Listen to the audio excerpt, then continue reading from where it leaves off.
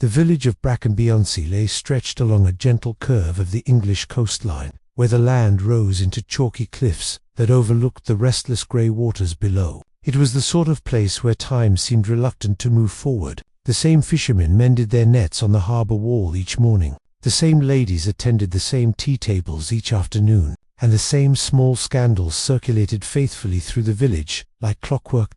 At the very edge of Brackenby stood Gull's Rest Manor, a stately but slightly weather-worn house perched near the cliffs. Its gardens, though still carefully tended, bore hints of former grandiose arches that had once been immaculate, now showed signs of age, and ivy crept with quiet determination across the stone facade. Into this quiet, observant world arrived Miss Jane Marple. She had come at the invitation of her old acquaintance, Mrs. Harriet Penfold, a widowed lady of excellent manners and a fondness for both gardening and gentle gossip. Mrs. Penfold occupied a charming cottage just a short walk from the cliffs, and had written to Miss Marple, insisting that the sea air would do wonders. Miss Marple, who believed that human nature was much the same whether observed in St. Mary Mead or by the seaside, accepted with quiet enthusiasm the village and its people on her second morning in Brackenby. Miss Marple sat by the cottage window with her knitting, observing the lane with mild but keen interest. "There," said Mrs. Penn, pouring tea, "that is Mr. Adrian Fletcher." Miss Marple's eyes lifted slightly. A tall, dark-haired man walked past the cottage gate with a purposeful stride. He carried himself with a certain air of confidence, perhaps even arrogance, and wore a long coat despite the mild weather. "He owns Gull's Rest Manor," Mrs. Penfold continued. "Inherited it some years ago. Quite wealthy, though one hears whispers about the source of it." Miss Marple smiled faintly. "One always does." Mrs. Penfold lowered her voice. "He has guests at present. A rather curious collection, if you ask me." Miss Marple did not ask, but she listened. "There is his sister, Miss Eleanor Fletcher, a very composed woman, though some say she is not entirely fond of her brother. Then there is Captain Hugh Dunuma, retired naval officer, gruff, but respectable, and Miss Clara Whitby." "Well," Mrs. Penfold paused, clearly relishing the moment. "Yes," Miss Marple prompted gently, "a young lady of uncertain background, very pretty, too pretty, perhaps. She arrived only a fortnight ago." Miss Marple resumed her knitting. "And the village has already formed an opinion." "Oh, several," said Mrs. Penfold with satisfaction. Gull's Rest Manor that afternoon. Miss Marple accepted an invitation to tea at Gull's Rest Manor. The house stood against the dramatic backdrop of the cliffs, its windows facing the sea as though perpetually watching for something or someone. Inside, the atmosphere was curiously tense. Mr. Adrian Fletcher greeted Miss Marple with polite charm. "My dear Miss Marple, any friend of Mrs. Penfold's is most welcome. I trust you are enjoying Brackenby." "Very much indeed," she replied. "One finds such interesting patterns in small communities." His smile flickered. "Just for a moment. You must meet my sister." Miss Eleanor Fletcher entered the room quietly. She was pale, composed, and carried herself with restrained dignity.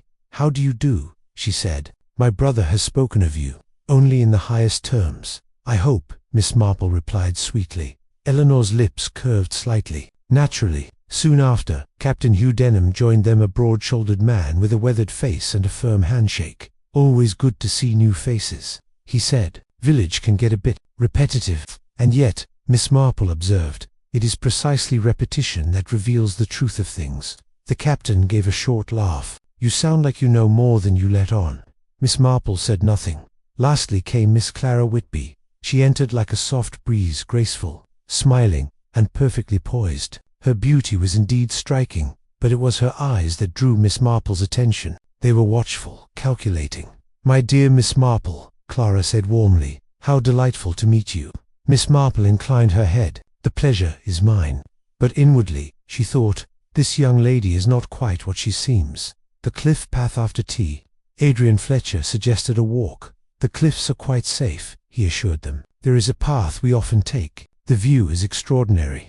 The group made their way along the narrow trail that wound its way toward the edge of the cliffs. The sea stretched endlessly below, waves crashing with a steady, rhythmic force. Miss Marple walked slightly behind the others, her eyes noting small details, the spacing between footsteps, the way Eleanor kept her distance from her brother, the way Clara seemed to linger just a moment too long near Adrian. At one point, Captain Denham remarked, "Dangerous place." if one isn't careful." "Quite," said Eleanor quietly. Miss Marple glanced at her. There was something in her tone, something cold, tension beneath the surface. Over the next 2 days, Miss Marple observed. She noticed that Adrian Fletcher had a habit of disappearing in the evenings, that Clara Whitby often followed shortly after, that Captain Denham seemed increasingly uneasy, watching Adrian with a frown, and Eleanor Lena Fletcher, Miss Marple thought, was a woman under strain.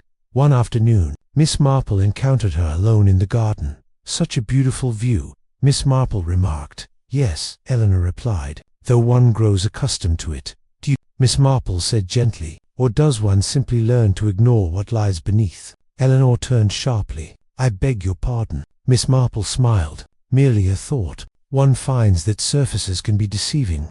For a moment, Eleanor seemed as though she might speak, but then she said, "You are very observant, Miss Marple. I have had practice." The inciting incident. The storm came on the third night. It arrived suddenly, sweeping in from the sea with fierce winds and heavy rain. The village shutters rattled, and the waves crashed violently against the cliffs. Miss Marple sat awake, listening. There was something about storms, she reflected, that seemed to stir not only nature, but human behavior as well. In the early hours of the morning, the storm began to subside, and with its passing came the discovery, the footprints. At dawn, a fisherman named Tom Briggs was the first to notice them. A trail of footprints. They began at the path leading from Gull's Rest Manor and continued along the cliff trail, clear impressions in the damp earth left by the night's rain. They led directly to the edge of the cliff, and then they stopped. There were no returning footprints, no signs of struggle, no indication of anything except a single, unmistakable conclusion. Someone had walked to the edge and vanished. The missing man. Mid-morning, the village was in an uproar. Adrian Fletcher was missing. Captain Denham was the one who raised the alarm. "He's nowhere in the house," he told the constable. "His room hasn't been slept in." Clara Whitby appeared pale and shaken. I thought he had gone out," she said. "He often does." Eleanor Fletcher said very little. Miss Marple stood quietly among the gathered villagers, her eyes fixed on the trail of footprints. The constable frowned. "Looks like a tragic accident. Perhaps he slipped." "Perhaps," said Miss Marple softly, but she did not believe it. Miss Marple's first outlet of that day. Miss Marple returned to the cliff path. She studied the footprints carefully. "One set," she murmured. "Quite clear." Mrs. Penfold shivered. "How dreadful. To think he simply fell." Miss Marple shook her head. "No," she said gently. "That is precisely what troubles me." Mrs. Penfold blinked. "I don't understand." Miss Marple looked out at the sea. "My dear Mrs. Penfold, in my experience, when something appears too simple, it very rarely is." She paused, her eyes narrowing slightly. "Footprints that end at the cliff's edge are not, in themselves, remarkable." Mrs. Penfold leaned closer. "But," Miss Marple continued, "it is what is missing that concerns me." "What do you mean?" Miss Marple turned back toward the manor, where the remaining inhabitants moved about under a cloud of unease. "I mean," she said quietly, "that someone wishes us to believe a very convenient story." The news of Adrian Fletcher's disappearance spread through Brackenby-on-Sea with remarkable speed, as such things always did in small communities. By midday, every villager had formed an opinion, and by afternoon, most had formed 2 dots at Gull's Rest Manor. However, speculation gave way to unease. Miss Jane Marple arrived shortly after breakfast, her expression mild but her eyes keen. She had accepted Captain Denham's invitation to assist in making sense of things, though the local constable had already declared the matter to be most likely an unfortunate accident. Miss Marple, as ever, had her doubts. The drawing-room inquiry. The remaining members of the household gathered in the drawing-room. Captain Hugh Denham stood near the fireplace, his arms folded. "This whole business doesn't sit right with me," he said. "Fletcher wasn't the sort to wander off in a storm." Miss Clara Whitby sat by the window, her hands clasped tightly in her lap. "You cannot possibly know what he might have done," she said, her voice trembling. "He was under a great deal of strain." Miss Eleanor Fletcher remained composed, seated upright in her backed chair. "My brother was many things," she said coolly, "but careless was not one of them." Miss Marple took a seat quietly. "How very interesting," she murmured. 3 different impressions of the same gentleman.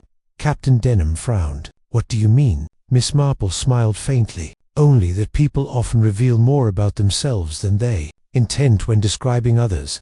There was a brief Silence. Establishing the timeline, Miss Marple began. Gently, perhaps we might consider the events of last evening. It is often useful to begin with the simplest facts.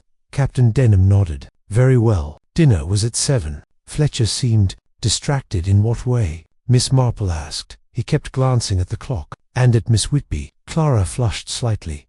That is not true, she said quickly. Denham gave a short shrug. It's what I observed. Miss Marple turned to Clara. And after dinner, I retired early, Clara said. I had a headache, indeed. Miss Marple's eyes moved to Eleanor. And you, Miss Fletcher? I remained in the library, Eleanor replied. I was reading, alone. Yes, Miss Marple nodded. And Captain I had a drink in the study, he said. Went to bed around 10. Miss Marple folded her hands. And Mr. Fletcher? No one answered immediately. Finally, Clara said, he said he needed some air. The first inconsistency. Miss Marple tilted her head slightly. How curious, she said. Captain Denham looked at her. What is merely that Mr. Fletcher chose to go out into a storm for fresh air? Clara hesitated. It had not yet begun in earnest. Ah, said Miss Marple. So he left before the storm intensified. Eleanor's gaze sharpened. Yes, she said. That is correct. Miss Marple smiled gently. And yet, the footprints we observed this morning were made in wet ground after the rain had fallen. A subtle tension filled the room. Captain Denham straightened. Are you suggesting? I am suggesting nothing, Miss Marple said pleasantly. Only observing. But the seed of doubt had been planted. A visit to the cliff path later that afternoon, Miss Marple returned to the cliff path, this time accompanied by the local constable, Mr. Harris, a practical man. Constable Harris was inclined toward straightforward explanations. One set of footprints, he said, gesturing, leading straight to the edge, open and shut, if you ask me. Miss Marple peered down at the ground. Yes, she said, quite clear. She moved slowly along the path, her eyes scanning every inch. Tell me, Constable, she said, did anyone examine the area before the tide came in? Harris shook his head. No need. If he fell, the sea would take him. Indeed, Miss Marple murmured. She paused. There is something rather odd here. Harris sighed slightly. Begging your pardon, miss, but it all looks perfectly straightforward to me. Miss Marple pointed with her umbrella. The spacing of the footprints. Harris blinked. What about it? They are very regular, she said. Or deliberate. Well, a man walking, Harris replied. Yes, said Miss Marple, but not a man in distress, not a man struggling against wind and rain. She looked toward the cliff edge, rather a man walking with purpose. The village speaks that evening. Miss Marple took a quiet walk through the village. As always, information came not from formal questioning, but from casual conversation. At the grocer's shop, she learned that Adrian Fletcher had recently withdrawn a large sum of money. At the post office, she discovered that several letters had arrived for him in recent weeks, foreign stamps, unfamiliar handwriting, and from Mrs. Briggs, the fisherman's wife. She heard something most intriguing. They argued, Mrs. Briggs said, lowering her voice. The night before last. Who did? Miss Marple asked. Mr. Fletcher and the captain, loud enough for half the village to hear.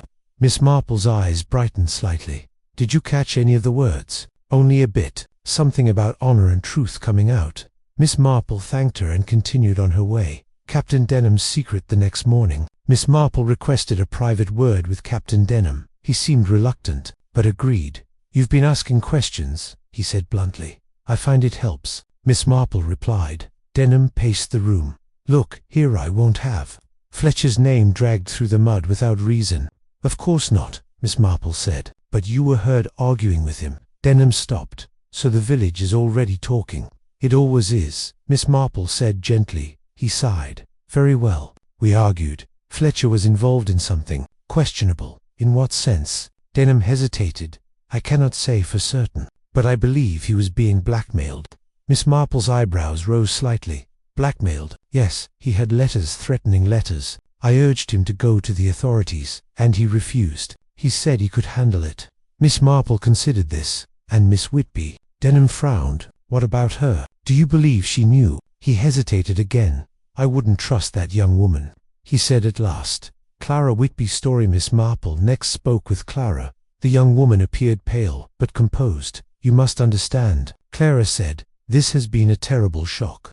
Of course, Miss Marple replied kindly. but perhaps you can help me understand Mr. Fletcher better. Clara looked away. He was complicated. In what way? He could be charming, generous, but also secretive. Did he confide in you? Clara hesitated. Not exactly. Miss Marple watched her carefully. My dear, she said softly, it is often the things left unsaid that matter most. Clara's composure wavered. I think he was afraid, she admitted. Of what? I don't know, but he kept saying that everything would soon be settled. Miss Marple nodded slowly. Eleanor Fletcher's silence, however, proved more difficult. When Miss Marple approached her, she remained cool and guarded.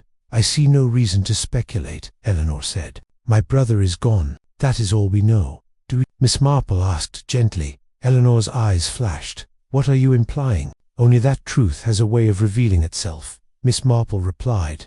Eleanor stood. You were a guest here, Miss Marple. I suggest you remember that. Miss Marple rose as well. My dear Miss Fletcher, she said softly, it is precisely because I am a guest that I feel a certain responsibility. Eleanor said nothing more, but as Miss Marple left the room, she could not help but notice the tremor in the woman's hands. A second clue that afternoon. A new development emerged. A fisherman had discovered something caught among the rocks. Below the cliff, a coat. Adrian Fletcher's coat. But there was something peculiar about it. The pockets were empty. Completely empty. Miss Marple examined it closely. No wallet, she said. No papers. No watch. Constable Harris frowned. Could have fallen out in the sea. Could have. Miss Marple agreed, but her tone suggested otherwise. Miss Marple reflects that evening. Miss Marple sat quietly with her knitting. Mrs. Penfold watched her expectantly. Well, she asked, what do you think? Miss Marple smiled faintly. I think, she said, that we are not dealing with a simple fall. Mrs. Penfold leaned forward. Then, what is it? Miss Marple's needles clicked softly. A disappearance, she said. Possibly a murder. Mrs. Penfold gasped. But the footprints. Yes, Miss Marple said. The footprints. She paused. They are the key to everything. The first theory. Miss Marple set down her knitting. Consider this, she said. A man walks to the edge of a cliff. He leaves no return footprints. His coat is found below, but without any personal effects. Mrs. Penfold nodded nervously. Yes. Miss Marple's eyes gleamed. Either he fell, or he wished us to believe that he fell. Mrs. Penfold's eyes widened. You mean he might still be alive? Miss Marple did not answer immediately. Instead, she looked out toward the darkened sea. My dear Mrs. Penfold, she said softly, in my experience, when something appears too neatly arranged, she paused. It usually is. And with that, the mystery deepened. The sea was calm the following morning. It lay deceptively still beneath the cliffs of Brackenby-on-Sea, as though the storm had never come at all. Yet within Gull's Rest Manor, the storm had merely changed its form. It now existed in whispers, glances, and unspoken accusations. And at the center of it all stood Miss Jane Marple, quietly knitting hand, quietly observing. A village-turned suspicious rumors had begun to shift. Where once the villagers spoke of tragic accident, they now spoke of something far more intriguing. Murder. Mrs. Penfold whispered over breakfast. Miss Marple did not correct her. Or perhaps, Mrs. Penfold added with excitement, a disappearance. People do vanish, you know. Yes, said Miss Marple gently, though they seldom do so without assistance. The money that vanished. Miss Marple paid another visit to the village bank. The manager, a cautious man with spectacles perched precariously on his nose, confirmed what she had already suspected. Mr. Fletcher withdrew a considerable sum, he said, in cash. How considerable? Miss Marple asked. Several £100s. Miss Marple raised her eyebrows. It was no small amount. And when was this? 2 days before his disappearance. Miss Marple thanked him and left, her mind turning steadily. Money withdrawn. Pockets empty. No trace of it found. It suggested preparation. Or deception. An unexpected discovery upon returning to Gull's Rest Manor. Miss Marple encountered a small but significant commotion. Captain Denham stood near the study door, visibly agitated. It's gone, he was saying. What is gone? Eleanor demanded. A letter. One of Fletcher's letters. I saw it yesterday. Miss Marple stepped forward. A letter, Captain. Yes, he said. Among his papers. I did not read it fully, but it was clearly a threat. Clara Whitby, standing nearby, stiffened. A threat, she repeated. Denham nodded. And now it has vanished. Miss Marple's gaze moved slowly from one face to another. How very curious, she said softly. Suspicion falls. The atmosphere shifted instantly. You think one of us took it? Clara asked sharply. Denham gave a grim smile. Who else would? Eleanor's voice was cold. This is absurd. Is it? Denham shot back. Or is someone trying to hide something? Clara stood abruptly. I will not be accused of, my dear. Miss Marple interjected gently. No one is accusing anyone. We are merely observing possibilities. Clara sat down again. Though her hands trembled, Miss Marple noted it carefully. A walk by the cliffs later that afternoon. Miss Marple returned once more to the cliff path. This time, she walked alone. The ground had begun to dry, and the footprints were no longer as distinct. Yet in her mind, their image remained perfectly clear. One set, she murmured. Only one. She paused near the edge. The drop was steep. The sea below, though calm now, seemed distant and unforgiving. A convincing illusion, she said softly. Then she turned back. Clara's secret that evening. Clara Whitby sought Miss Marple out. I wish to speak with you, she said quietly. Miss Marple set aside her knitting. Of course, my dear. Clara hesitated, then spoke in a low voice. I believe Captain Denham suspects me. Does he? Miss Marple said mildly. Yes, and perhaps he is not entirely wrong. Miss Marple's eyes sharpened slightly. Go on. Clara clasped her hands tightly. I knew about the money, she said. Indeed. Adrian told me. He said he needed it to settle matters. He asked me to trust him. And did you? Clara looked away. I wanted to. Miss Marple studied her. Did you take the missing letter? Clara's head snapped up. No, I swear it. Miss Marple nodded slowly. I believe you. Clara exhaled in relief. But, Miss Marple added gently, you are not telling me everything.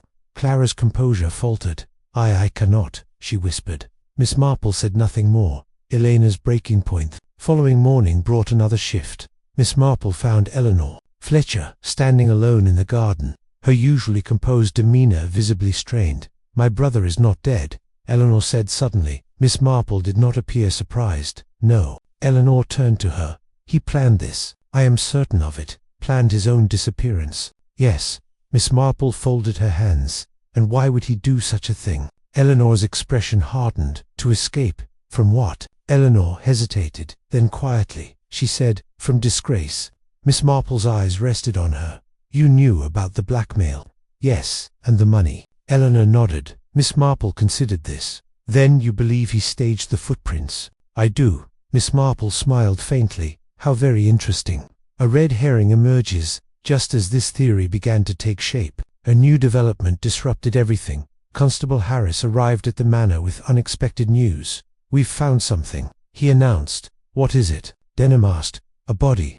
Silence fell. Down the coast, Harris continued. Washed ashore this morning. Clara gasped. Eleanor gripped the back of a chair. Is it? Denham began. Harris shook his head. No, not Fletcher. Relief and confusion mingled in equal measure. Then who? Miss Marple asked. A man named Edward Larkin, known in certain circles. Bit of a shady character. Miss Marple's eyes flickered. Indeed. The blackmailer revealed further inquiries quickly, established the truth. Edward Larkin had been in Brackenby, and he had been seen near Gull's Rest Manor. He must have been the one blackmailing Fletcher, Denham said. It seems likely. Miss Marple agreed. But then, Clara began. What happened to him? Harris shrugged. Could have slipped, same as Fletcher. Miss Marple said nothing, but her mind was racing. A crucial detail later that day. Miss Marple visited the place where Larkin's body had been found. It lay on a stretch of rocky shore some distance from the cliff path. She examined the area carefully. Was there anything else? She asked the fisherman who had found the body. He nodded. A mark on his head, like he'd been struck. Miss Marple's eyes sharpened. Struck? Yes, Miss. Not a fall, I'd say. Miss Marple thanked him and turned away. So, she thought, Mr. Larkin did not fall. He had been killed. Threads converged that evening. Miss Marple sat once more with her knitting. Mrs. Penfold leaned forward eagerly. Well, Miss Marple smiled gently. We now have two mysteries, she said. Mr. Fletcher's disappearance and Mr. Larkin's death. They must be connected. Yes, Miss Marple said. They must. She paused, but not in the way one might expect. Miss Marple's insight. Miss Marple set down her knitting. Consider, she said, a man being blackmailed. He withdraws a large sum of money. he disappears, leaving behind a most convincing trail. Mrs. Penfold nodded, yes. And then, Miss Marple continued, the blackmailer himself is found dead, killed, not by accident. Mrs. Penfold gasped. You mean someone silenced him? Perhaps, Miss Marple said. She leaned back slightly. Or perhaps, she added, someone wished to ensure that a particular truth would never be revealed. The growing suspicion the suspects, once merely interesting, were now deeply entangled.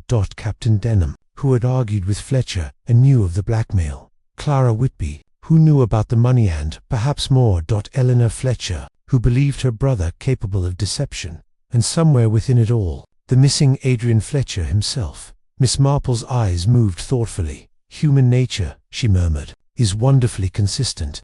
The turning point later that night, Miss Marple made a quiet discovery. In the study at Gull's Rest Manor, she noticed something small but vital, a smear of mud.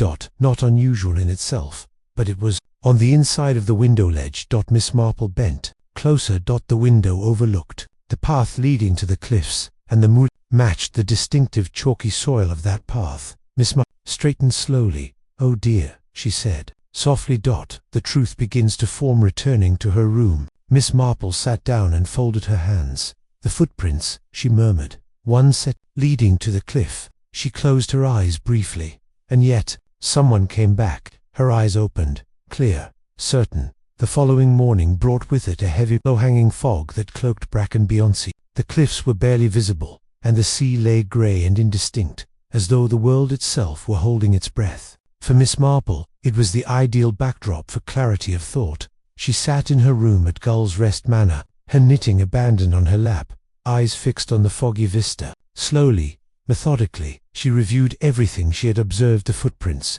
the missing letter, the withdrawn money, the suspicious behaviors. Piece by piece, the puzzle began to reveal itself. A gathering at Gull's Rest. Miss Marple requested that the household gather in the drawing room. Under the pretense of discussing the latest developments in the search for Adrian Fletcher, the guests arrived with varying degrees of reluctance and suspicion. Captain Hugh Denham stood stiffly, arms crossed, a man of principle now visibly strained. Miss Clara Whitby maintained her poise, but Miss Marple could detect the faintest tremor in her hands. Miss Eleanor Fletcher, upright and composed, gave the faintest flicker of unease in her eyes. Mrs. Penn, eager to see the mystery unfold, watched with sharp anticipation. Miss Marple rose slowly. Thank you all for coming, she said, her tone gentle but deliberate. We have all observed the curious events of the last few days. Footprints that end at the cliff's edge, a missing man, and, most recently, a man found dead on the shore.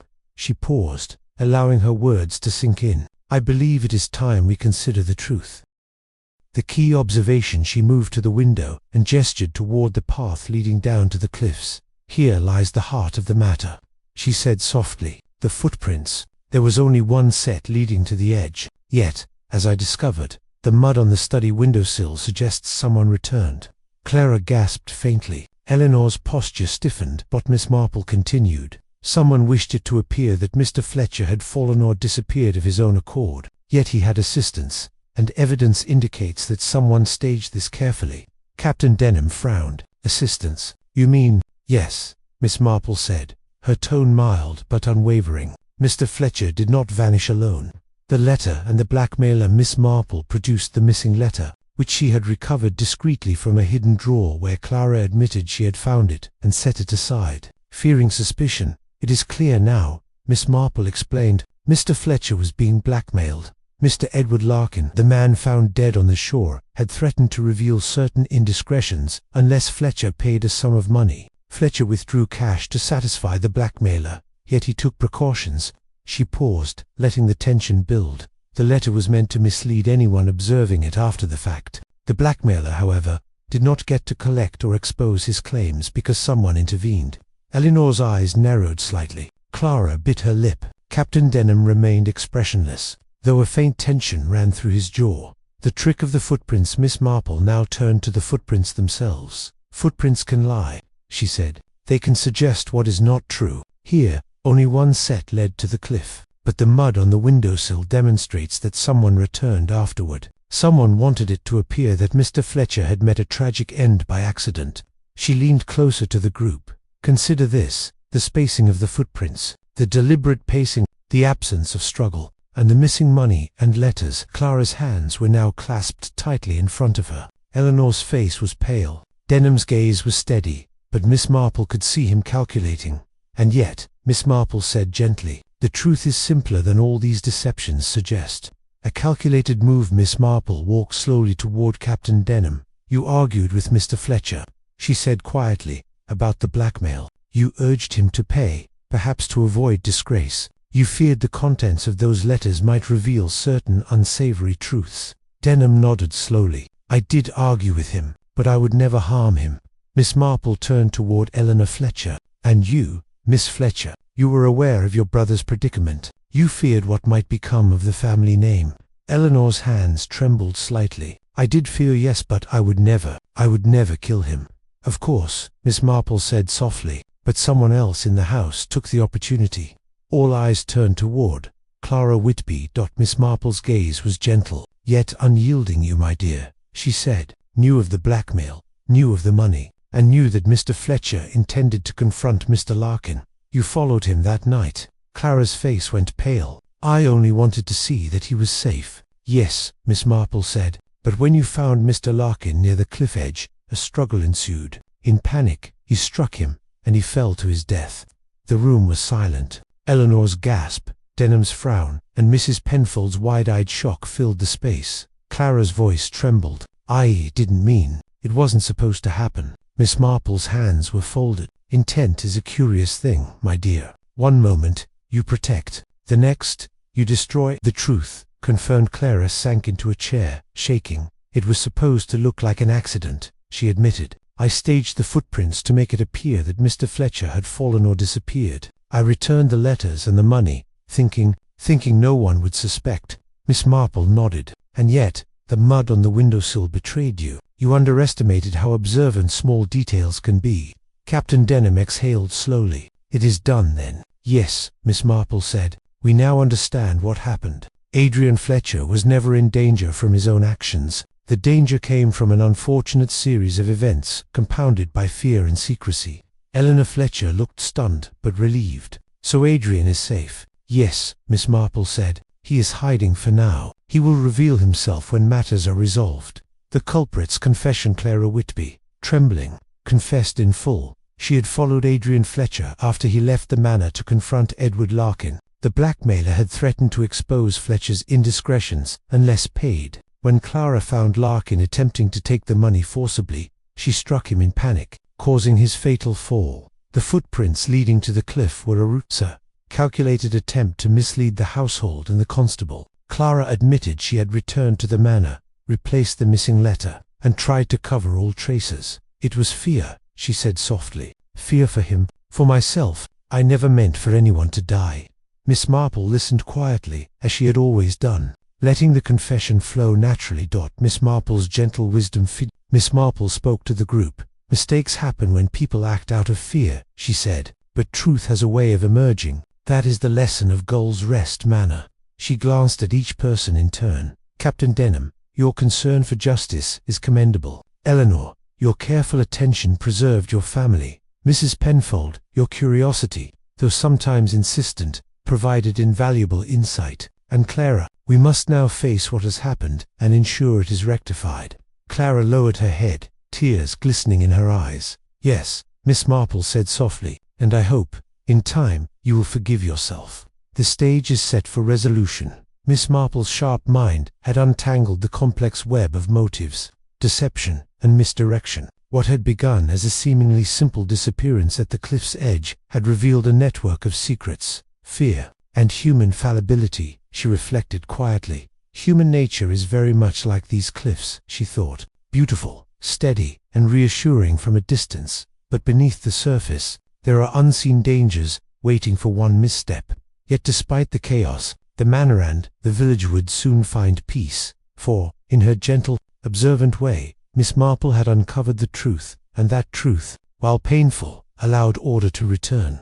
The morning sun broke through the fog, casting a soft, golden light across the cliffs of Brackenby-on-Sea. The village was quieter than usual. The storm had passed, the tides were calm, and the sea sparkled gently against the chalky cliffs. At Gull's Rest Manor, the household gathered once more. There was a subdued tension in the air, a mixture of relief, unease, and anticipation. Miss Marple, knitting quietly by the window, observed them with her usual calm, unflinching attention. Adrian Fletcher returns by mid-morning. A discreet figure appeared at the manor gate. It was Adrian Fletcher himself, his expression composed yet wary. Eleanor Fletcher ran to him. "Adrian, we feared." "Fret no longer," he said quietly, embracing his sister. "I am safe." Clara Whitby lowered her gaze, aware that the moment of truth had arrived. Captain Denham nodded respectfully, acknowledging the ordeal that had unfolded. Miss Marple approached Adrian with a gentle smile. "Your absence has caused much concern, Mr. Fletcher," she said softly. "And rightly so," he replied. "Yet I had reason to remain hidden. I feared for my safety while Edward Larkin was at large." Miss Marple inclined her head. "A wise precaution, but the truth has a way of surfacing, does it not?" Edward Larkin, the blackmailer, had threatened Adrian Fletcher with the revelation of certain indiscretions. Fletcher had withdrawn a large sum of money to placate Larkin, intending to confront him privately. Clara Whitby, fearing for Fletcher's safety, had followed him to the cliffs. A confrontation occurred between Clara and Larkin, resulting in his accidental death. Clara staged the footprints to suggest that Fletcher had disappeared of his own accord, and returned to conceal her involvement. Miss Marple paused, allowing each detail to settle in the minds of her audience. "You see," she continued, "a single set of footprints can tell a story, but only if one observes carefully. The missing letters, the coat found below the cliffs, the mud on the windowsill, small clues, yet they formed a pattern." Captain Denham exhaled. "So it was indeed an accident." Miss Marple smiled faintly. "Yes, an accident born of fear and good intentions gone awry. Yet one must also acknowledge human responsibility." Clara's voice trembled. "I never intended harm. I only wanted to protect him. And that, my dear," Miss Marple replied gently, "is why we must now ensure honesty and transparency. Accidents can teach us far more than malice ever could." Restoring order, Adrian Fletcher, now fully returned, took steps to address the consequences. He confirmed the blackmail had ended with Larkin's death, though it remained necessary for the authorities to investigate. Clara Whitby, though involved in the tragic accident, would be given leniency due to the unintentional nature of her actions. The missing letter, returned to Fletcher, resolved the lingering threat of misinformation. Captain Denham and Eleanor Fletcher began the slow process of restoring household order. Miss Marple, quietly observing the reunion of siblings, reflected on the resilience of human nature. Even in fear, she murmured, "People often act with remarkable courage. Though they may stumble, truth has a way of guiding them back." The village reacts. News of the resolution spread through Bracken-Beyonce. The villagers, who had speculated endlessly, now received a careful explanation from Fletcher and the constable. The tragedy of Edward Larkin was recounted with clarity, emphasizing the accidental nature of his death. Fletcher's disappearance was explained as a necessary precaution against the blackmailer.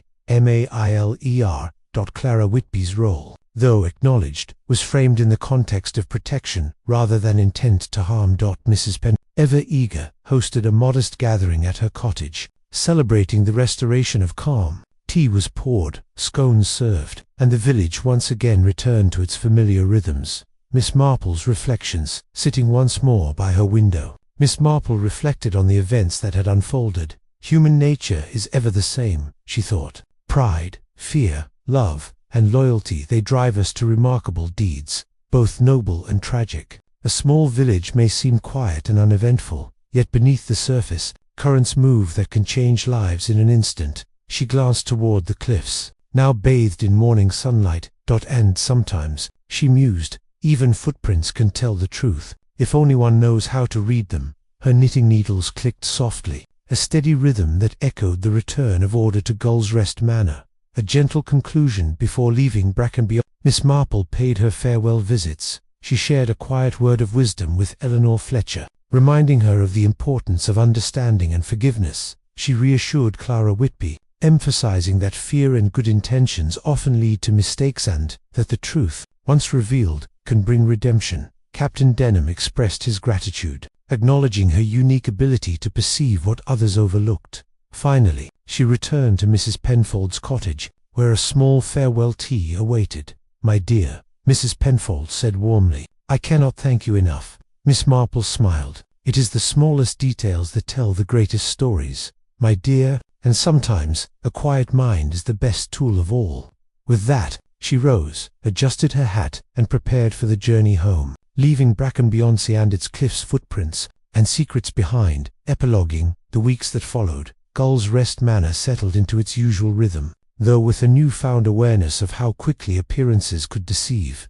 Adrian Fletcher resumed his duties as a gentleman of the village, quietly handling his affairs with prudence. Clara Whitby remained under the watchful eye of the household, learning from her mistakes and finding a path to redemption. Captain Denham continued to ensure the safety and order of the manor grounds, and in St. Mary Mead, Miss Marple would recount the story over tea to a select few friends, delighting in the intricacies of human behavior that no one outside the village could have anticipated.